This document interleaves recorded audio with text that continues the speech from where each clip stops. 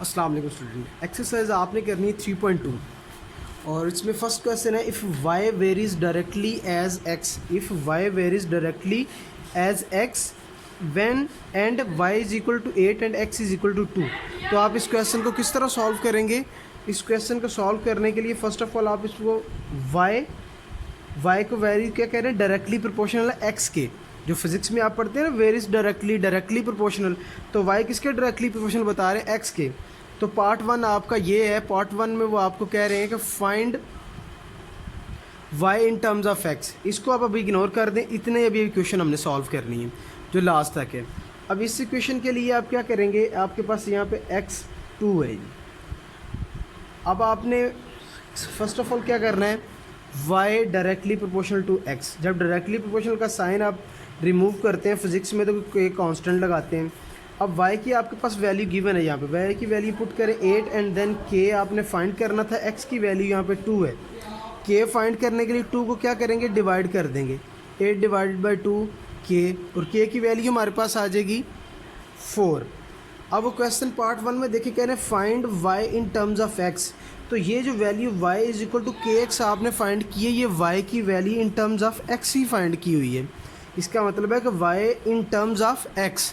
तो आप क्या लिख के लिखेंगे, ये y is equal to k x, और k की वैल्यू बस पुट कर देंगे यहाँ पे 4x, और ये क्या आ गया आपके पास y in terms of x। ये आपने वैल्यू फाइंड कर ली। अब उसी तरह आपके पास क्या है, पार्ट टू है इसका। पार्ट टू में कह रहे हैं कि आपने y फाइंड करना है, y when x is equal to 5। ये आपका पार्ट टू है। अब आपने सारी सिचुएशन उसी तरह जिस तरह आपने पीछे वाला पार्ट किया, आपने सारी सिचुएशन को वैसे ही लेके चलना है। आपके पास वही है equation y directly as x, और देन जब आपने डायरेक्टली पोजीशन का साइन को रिमूव किया, इज इक्वल टू का साइन पुट किया है, देन उसी तरह k की वैल्यू आ गई। y की वैल्यू आपने फर्स्टली ये पुट करनी है, वो y की वैल्यू क्या होगी यहाँ पे 8, देन k x की वैल्यू आएगी यहाँ पे 2। आप 2 को डिवाइड कर देंगे, देन गिवन आंसर k का आपके पास उसी तरह 4 आ जाएगा। अब आपने y is equal to k x आपने फाइंड किया हुआ है, तो यहाँ पे आप वैल्यू पुट करेंगे, k की वैल्यू आ जाएगी 4 और x की वैल्यू ये आपके पास 5 जो पार्ट टू में बोल रहे हैं, ये यहाँ पे अगेन यूज़ होगी। तो y is equal to 4 cross 5, तो आंसर आएगा 20। ये आपका पार्ट टू हो चुका है कंप्लीट। अब इसमें आपने किया क्या है, ये सेम जितनी सिचुएशन यहाँ तक मैं कर रहा हूँ के तक, ये सेम ही है, ये सब पार्ट में आप करेंगे। देखिए एग्ज़ाम्स में अगर आपको अभी यहाँ से देख के तो आप ये सब में यूज़ कर लेंगे, इतना पार्ट तो सेम है। आप कॉपी में ये भी कह सकते हैं सर हम इतना पार्ट तो कर चुके हैं, हम इस सेम को एज इट क्यों नहीं उतार लेते हो दूसरे पे, इसका रिजल्ट क्यों नहीं लिख लेते। सपोज़ अगर आपको मैथ का क्वेश्चन पार्ट टू आ जाता है बोर्ड में एग्ज़ाम्स में, तो आप इसको फिर स्टार्ट से करेंगे ना, इसीलिए हम प्रैक्टिस ही स्टार्ट से करेंगे इसकी, कि कोई कन्फ्यूजन ना हो हमें। अब नेक्स्ट स्टूडेंट्स इसका पार्ट 3 हम करेंगे, इसको मैं रेज कर रहा हूँ, तो पार्ट 3 करते हैं। इन क्वेश्चन को सबसे पहले फर्स्टली समझने के लिए इसके लिए कंपलसरी ये है कि आपके पास बुक आपके सामने हो, क्वेश्चन आपने ऑलरेडी इसको पढ़ चुके हो क्वेश्चन को, फिर इस क्वेश्चन पे आएँ। डायरेक्ट क्वेश्चन ना बैठने समझें, बुक पहले क्वेश्चन पढ़ें फिर यहाँ पे आ जाएं। और अभी आपने पार्ट 3 करना। पार्ट 3 में वो कह रहे हैं x आपने फाइंड करना है when y is equal to 28।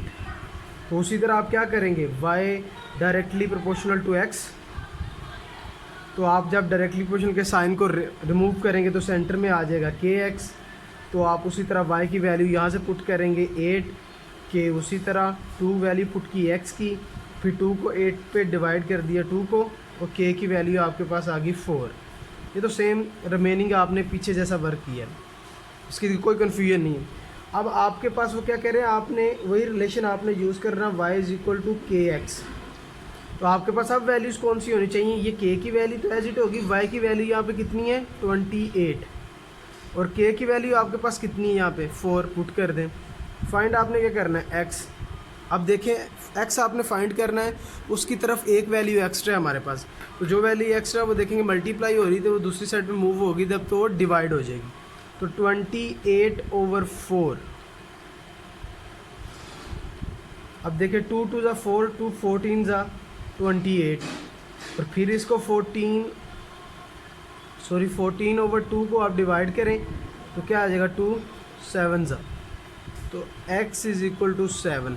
ये आपने पार्ट 2 कर लिया। क्या x आपने फाइंड करना था when y is equal to 28। ये आपके तीनों पार्ट हो चुके हैं। क्वेश्चन पार्ट एक्सरसाइज 3.2 के क्वेश्चन नंबर 1 का पार्ट 3 कंप्लीट हो चुके हैं। और इन क्वेश्चंस के लिए बेसिक जब आप इस तरह लेक्चर ले रहे हो तो फर्स्ट ऑफ ऑल आप क्वेश्चन फर्स्टली आप रीड करें, फिर आप इस टॉपिक पे आएँ। और जब आपकी ये कंप्लीट हो जाए तो इस चैनल को सब्सक्राइब करें ताकि जो नेक्स्ट वीडियो वो आपको मैसेज आ जाए यूट्यूब पे कि नेक्स्ट वीडियो जब आप वहाँ पे अपलोड हो तो आपको टेक्स्ट मिल जाए वहाँ पे।